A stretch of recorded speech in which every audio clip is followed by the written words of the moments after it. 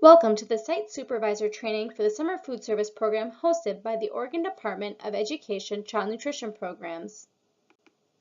The objectives of this training is to discuss the following topics: what you can expect from your sponsor, your responsibilities as a site supervisor, the meal pattern requirements for the meals you serve, safety rules to keep in mind, and some do's and don'ts while running your site. During the school year, many children receive free and reduced price breakfast and lunch through the school breakfast and national school lunch programs. But what happens when school lets out? Hunger is one of the most severe roadblocks to the learning process. Lack of nutrition during the summer months may set up a cycle of poor performance when school begins again. Hunger also may make children more prone to illness and other health issues. The Summer Food Service Program is designed to fill that nutrition gap and make sure that children can get the nutritious meals they need. A smoothly run site for the Summer Food Service Program for Children, also known as the SFSP, is something that every sponsor and site worker hopes to achieve.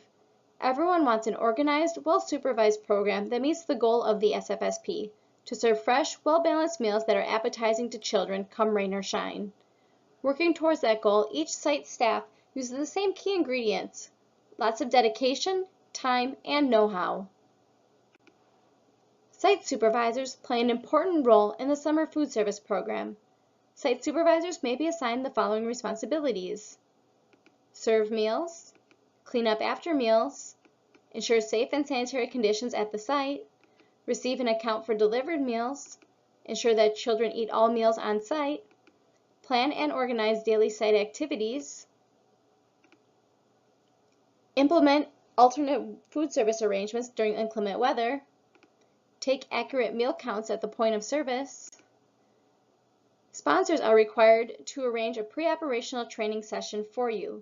The training should cover the kind of meal service, self-preparation, or delivered your site will have, the types of meals your site will serve, i.e. breakfast, lunch, snack, or supper, the times meals are delivered and served, recognizing and serving a complete meal, record-keeping requirements for your site's food service, who to call about problems and when and where to call them, local health and sanitation standards, local security and safety considerations, and the non-discrimination policy. What you must do for your sponsor. Attend the training sessions provided by your sponsor before your site begins its summer food service operation. Someone who has received the program training must be present at each site when meals are being served. Order from your sponsor or prepare at your site only the number of meals that you need. Even with the most carefully planned programs, sites occasionally have more meals than they do children to eat the meals. If meals are delivered, check with your sponsor to see how meals will be delivered to your site. Discuss with your sponsor if seconds may be served and what to do with leftovers if you have ordered or prepared too many meals. Contact your sponsor to change the number of meals delivered if you have too many meals left over, or if you do not have enough meals to serve all of the children by the end of the meal period. If you prepare the meals at your site, plan to change the number of meals you prepare to meet the needs of your site. Count the number of meals delivered and check them thoroughly each day.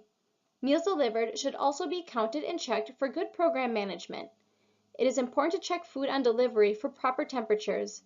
Make sure thermometers are available to check the temperature. Sign only for the number of acceptable meals delivered and write the time of delivery on the receipt. If everything has been delivered correctly, sign the receipt. If the delivery is not correct, do not sign the receipt without clearly writing on the receipt the problems with your site's delivery. You should immediately notify your sponsor of the problems you had that day. Keep a copy of the delivery receipt and meal count record with your daily report. The delivery receipt should identify what meal was delivered, the number of meals delivered, the date and time of delivery, and match the menu for the day the meals were delivered and served. Your sponsor will let you know how and when your receipts and daily meal count forms will be submitted. Count meals at the point of service. This helps to make sure that the meal counts are accurate. At the end of each meal, record the daily report form provided by the sponsor to the number of complete breakfasts, lunches, snacks, or suppers you served as first meals and as seconds. Make sure the meals served meet meal pattern requirements.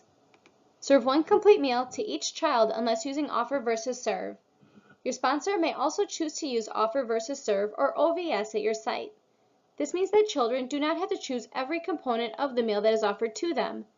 In an OVS meal service, you have to offer a complete meal to each child, but the child can refuse one or more of the components. In a non-OVS meal service, you have to serve the complete meal. Each meal you serve must contain the correct portions of each of the meal components included in the meal pattern. Serve only one meal to each child during approved meal service times. After all children receive a complete meal, you may serve a limited number of second meals if permitted by your sponsor. Be sure that children eat the entire meal at the site unless the sponsor allows one item, either a fruit, vegetable, or grain, to be taken off-site. Check with your sponsor to find out if this is allowed. Do not allow parents to eat any portion of the children's meals. Serve meals to children 18 years of age or younger, or people of all ages with physical or mental disabilities who participate in special school programs for the disabled. Never serve spoiled food or incomplete meals to children. Contact your sponsor immediately if you receive spoiled or incomplete meals so that the sponsor can resolve the problem. Allow all children equal access to services and facilities at your site, regardless of race, color, national origin, sex, age, or disability. In a prominent place, display a non-discrimination poster provided by your sponsor. If your site is outdoors, you may want to take the poster back and forth each day or attach it to the coolers or warming units. Make program material provided by your sponsor available to the public upon request. Comply with any guidance provided by the monitors. It is very important that participants understand the rules for the summer food service program. Although signs and posters around the site will help both children and neighborhood adults remember the rules, you should make sure that they understand the rules before mealtime of your program. Take time to talk with the children about the following: who may eat at the site, children who are under 18 or younger, or others who are physically or mentally disabled and who participate in a special school program for the disabled, when the meals will be served, where the meals will be served when the weather is bad, what type of meals will be served, and why meals must be eaten at the site. Unless your sponsor allows one item, either fruit, vegetable, or grain, to be taken off-site, all food must be eaten by the children at the site. This is to ensure the safety of the food and that the food is consumed by the child. The meal pattern requirements assure well-balanced, nutritious meals that supply the kinds and amounts of foods that children require to help meet their nutrient and energy needs. You must make sure that meals served at your site meet the meal pattern requirements listed below.